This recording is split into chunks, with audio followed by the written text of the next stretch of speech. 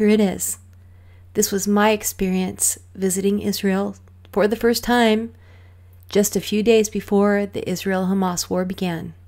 No politics, no war comments, just my observations as I traveled through a bucket list destination so important to so many different people around the world. Here's a spoiler alert. The big finale and ending to my little video is that I was so impressed that so many people from different faiths, different backgrounds, different cultures were peacefully sharing these iconic monuments and pilgrimage areas. I felt welcome. A blonde, green-eyed American woman at places like the Garden of Gethsemane, the Wailing Wall, walking the Via Dolorosa, and exploring the Church of the Holy Sepulchre. I had boarded the Celebrity Apex in Piraeus Port near Athens, Greece.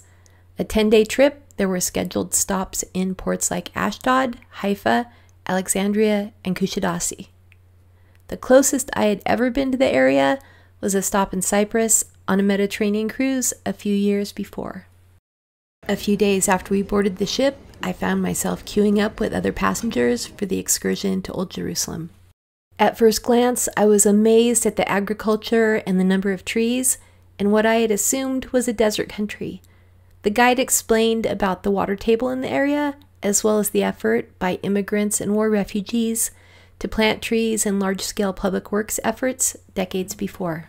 Honestly, quite a bit of the area between Ashdod Port and Jerusalem reminded me of areas in the Pacific Northwest, and could have been indistinguishable if juniper trees and ponderosa pines had been exchanged for a few of the olive trees. On the way in, we had a brief comfort stop at an Elvis-themed gas station and restaurant. After a quick look around, we reboarded the bus to finish the rest of the hour-and-a-half-long drive. Our first look at Old Jerusalem in the distance.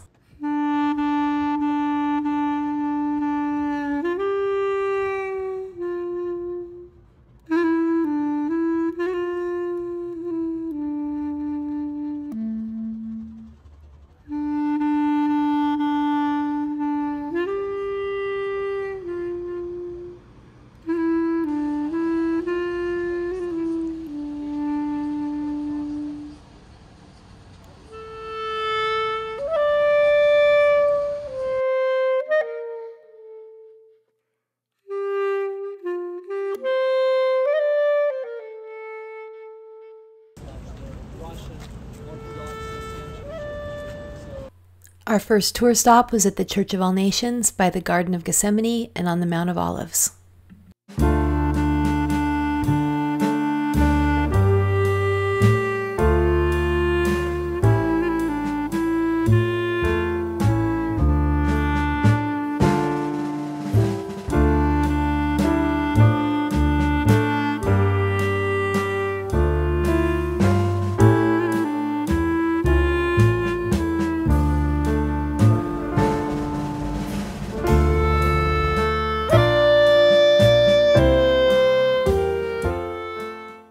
Inside the Church of All Nations is the Basilica of the Agony, which highlights a piece of the mountain bedrock where it is believed that Jesus prayed on the night before his crucifixion.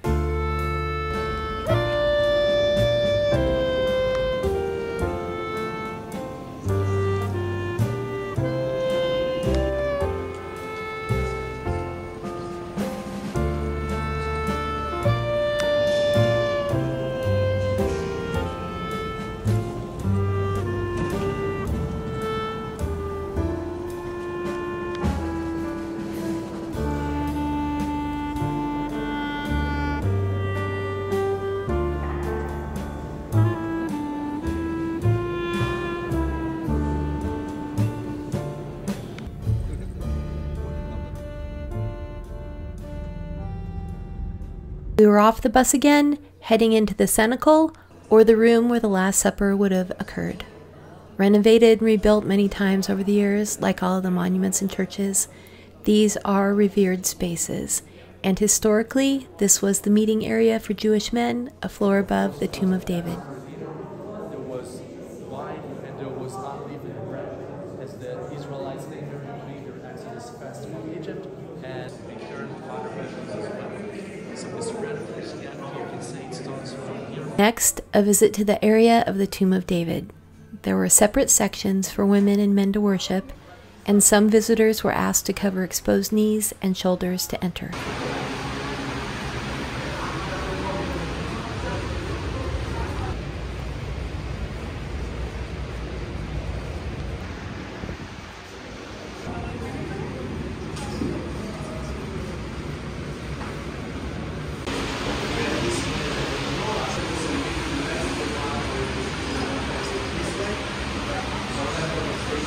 For the rest of the day, we'd be on foot, walking through the old city.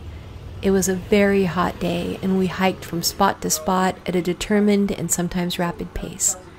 There were thousands of other visitors and pilgrims, not to mention people who lived or worked in the area, just trying to get through their busy days. Later that night, when I looked at my Fitbit stats, we had walked over 6 miles. After a stop for a buffet lunch in the basement of a local hotel, we headed for the Western Wall, which some refer to as the Wailing Wall or the Al-Barak Wall.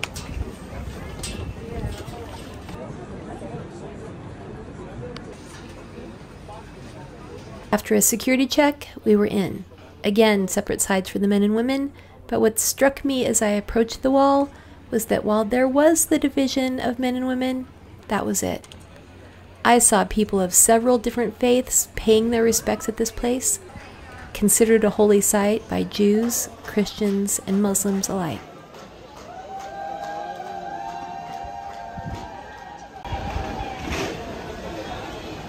Next, we made our way to the Via Dolorosa, the path that Jesus took as he carried his cross to his own crucifixion. There are 14 stations of the Via Dolorosa, marked with plaques, and along the way I saw pilgrims stopping at each and praying. For example, one station was where Simon carried the cross for a while, and I thought a lot about that as I climbed that long uphill walk myself. What an amazing thing it is when we can help others with their burdens, regardless of how big or small those burdens might be.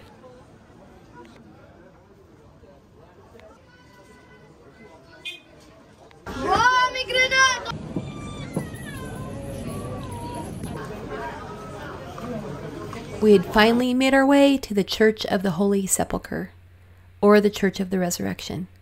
The last 4 stations of the cross are located inside, as well as the place of the crucifixion and the empty tomb, which is enclosed in another inner shrine. Again, it is a shared space between several Christian religions. Inside, pilgrims observed the last stations of the cross. There was a chaotic but reverent bustle of worship and emotion and prayer, and I began to think of other visitors like me who had made that hilly climb over the last 2,000 years or so. As humans, we often have such a complicated and adversarial history with each other, and while I have been self-admittedly naive at times, at the Church of the Holy Sepulchre, I became overcome with a feeling that maybe, just maybe, it's all just as simple as being kind to each other.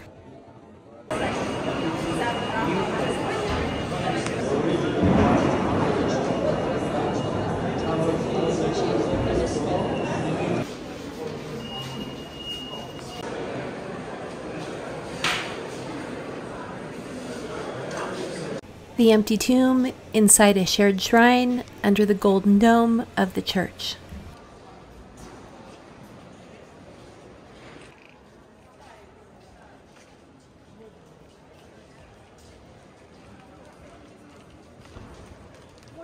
This, now, is a much different video than the one I thought I was making that day. Just 4 days later, war would break out here and in Ashdod port where our ship had docked. And in all of my travels around this big, beautiful world, this is a trip, as I look back, that makes my heart soar. I offer this video and my thoughts on my visit about the kindnesses I was shown to bear witness as to the spirit of the place I visited before the war began. On the day we are together again, on the day we are together again, I will pull you in close like a hoop with no end.